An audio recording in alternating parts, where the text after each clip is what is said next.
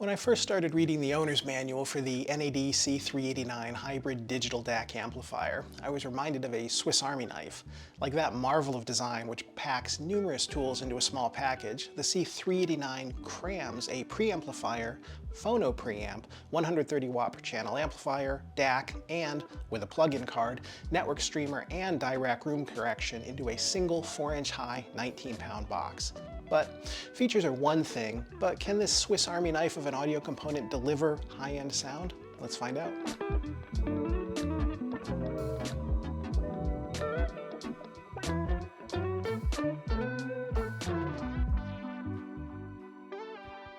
I'm Jenkins, and here on the Absolute Sounds YouTube channel I focus on entry-level, as in affordable to a wide range of enthusiasts, high-end components that might appeal to someone who's just getting into high-end audio for the first time, or those, like me, who have to enjoy their music in real-world and usually shared rooms.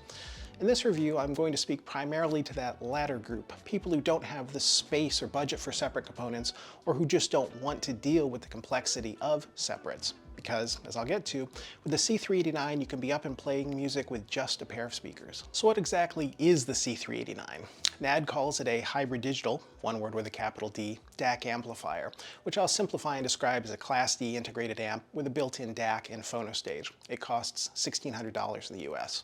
I'll mention now that for anyone who's heard bad things about the sound of Class D amplifiers, or those who've had unpleasant experiences with early Class D amps, those days are long gone, at least as far as this NAD is concerned.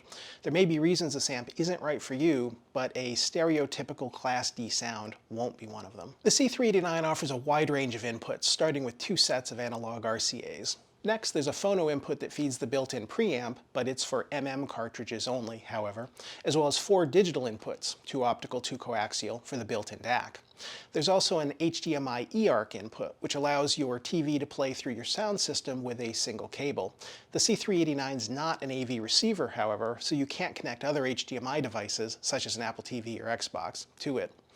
The NAD also features 2 sets of audio outputs. The first is a preamplifier output, which allows you to connect the C389 to a different amplifier.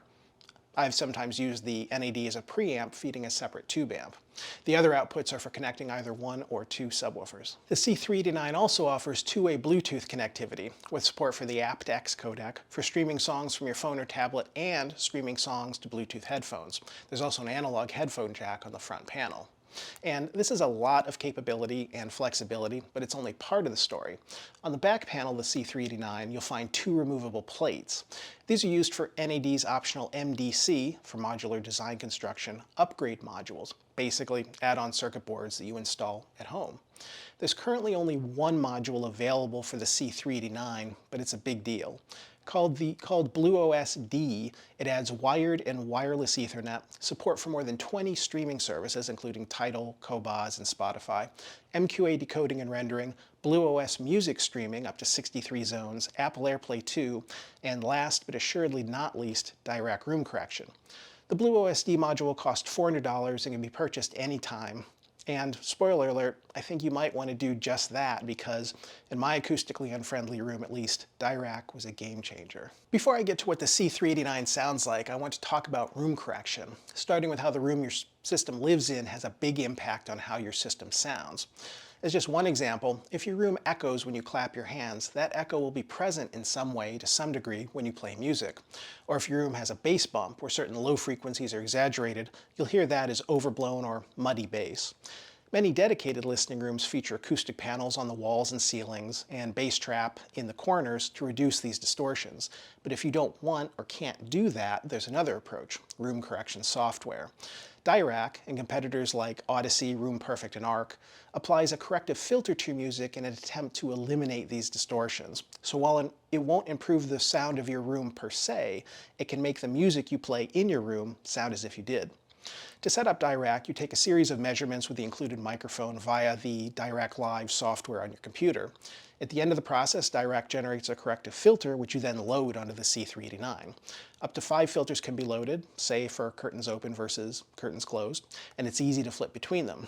DAC's website has some short videos that explain both how the software and the measuring processes work, so I won't get into that detail here. But I will note that the version of Dirac Live that comes with the Blue OSD module only works below 500 Hz. This makes sense since most room problems happen in the bass region, but based on my experience, I'd recommend purchasing the full frequency version for an extra $100. Like Class D amplifiers, room correction has, in some corners of high-end audio, a bad reputation, although it's very common and completely accepted in the home theater arena. I've certainly had unsatisfying experiences with it in the past, typically in that what room correction gave in tighter, more precise bass, it took away in terms of soundstage, which shrank noticeably. But that just wasn't a problem with the full frequency implementation of Dirac Live here. Not only wasn't the soundstage affected, the correction also made music's mid-range and treble cleaner, more coherent, more tonally accurate, and the bass tighter and more tuneful. So all my listening impressions will come from having Dirac enabled, but if you don't like the result in your room, you can turn it off with a touch of a few buttons. Just a brief interruption, esteemed viewers. I'm Tom Martin, Chief Content Officer of The Absolute Sound. I'd like to invite you to subscribe to the Absolute Sound magazine, which we've been publishing for over 50 years. For $20 per year in print, or $10 per year in digital magazine format, you get 11 issues, each with around 100 pages of exclusive equipment reviews, music reviews, and buyer's guides. You also get early access to our 3 awards issues: Editor's Choice, Products of the Year, and Golden Ear. To subscribe, enter this URL in your browser, or go to theabsolutesound.com and click on the subscribe button. Thanks, and now back to the show. So now, sound quality. When thinking about how to describe the C389, 4 things stood out, one of which I've already mentioned: versatility. In terms of sound quality specifically, my 3 descriptors are clear and quiet, revealing, and powerful. First, clear and quiet. These elements are intertwined and start with the NAD's low noise floor. At one end of the spectrum, a noisy component might generate a hiss or a sense of charged air before the music starts playing. At the other end of the spectrum, where the C389 lives, there's no noise at all until the first notes appear out of nowhere. Even vinyl, which often has groove noise or surface noise before the music starts, remains dead silent. I've heard this silence described as a black background. Basically, there's nothing there but the music. And this leads into clear. Thanks in part to that low noise floor, music comes through clearly and cleanly, full of detail and delicacy, with the strings of an acoustic guitar being plucked having a natural and believable decay back into silence. Overall, the sound is smooth and refined, with an even balance across the full frequency range, as in the bass is perfectly proportioned to the mids and highs. But while it's all very precise and nuanced, it's not overly analytical. There's a hint of warmth maybe that keeps it from sounding dry or sterile. That said, the sound is not in any way romantic, so if you're hoping for the sound of a tube amp, you certainly won't find it here. What you will get is sound that's smooth, clean, and easy to listen to. Next up is revealing, and I don't just mean of the elements in your music, because the C389 will also reveal the quality of, any deficiencies in, or differences between other equipment in your system. I listened to the NAD with a few different power cords, speaker cables, and RCA cables, and I always heard clear differences between them. More significant than that, I also heard, far more clearly than ever before, the limitations of my own turntable. While I'd never been particularly impressed with it, it was a gift from a non-audiophile friend, the C389's built-in phono preamp revealed just how unimpressive it actually is. So after that discovery, I borrowed a Riga Planer 3, which for reference costs around $1,400 with cartridge, and was really impressed by that turntable's big sound, big dynamics, big bass, and once again, impressively silent background. But it also sounded rolled off on top, and when I asked the owner about this, he told me that it was due for a new cartridge. In short, if there are any issues with your analog setup, the NAD's phono preamp will reveal them. You'll also want to bring the best on the digital side of things. In listening to the C389's built-in DAC, MP3s sound, frankly, terrible, while 1644 digital files, CD quality, sound good and fairly detailed. Very generally speaking, they're not particularly engaging, at least when compared to high-res digital, which reveals new layers of detail, expressiveness, richness, and dynamics. Where the AudioQuest Dragonfly Cobalt DAC I reviewed last month made almost every recording sound at least reasonably good, the NAD's built-in DAC only really shines with the best recordings at the highest resolution, and under those circumstances the sound is fantastic. So once again, to get the most out of the C389, you'll need to pair it with similarly high quality components and source material. If you don't, you'll be missing out on what this component is really capable of. Finally, powerful. Class D amplifiers are well known for their tight, clean bass, and the C389 is no exception. It seems to have an iron grip on the woofer cones, and bass notes hit hard and fast and then disappear with no sense of overhang. But the bass is also very musical and very balanced with the rest of the frequency range. Big dynamic swings are easily handled, and I never heard any hint that the amp was straining at all, no matter how loud I played it. In fact, I often ended up playing music louder than usual because I didn't realize it was louder than usual until I saw the volume. Everything remained, as I've mentioned several times now, crisp, clean, and clear. Finally, let's talk about subwoofers. If you have one or two, all you need to do is plug it into the appropriate output, which has a crossover point of 80 Hz.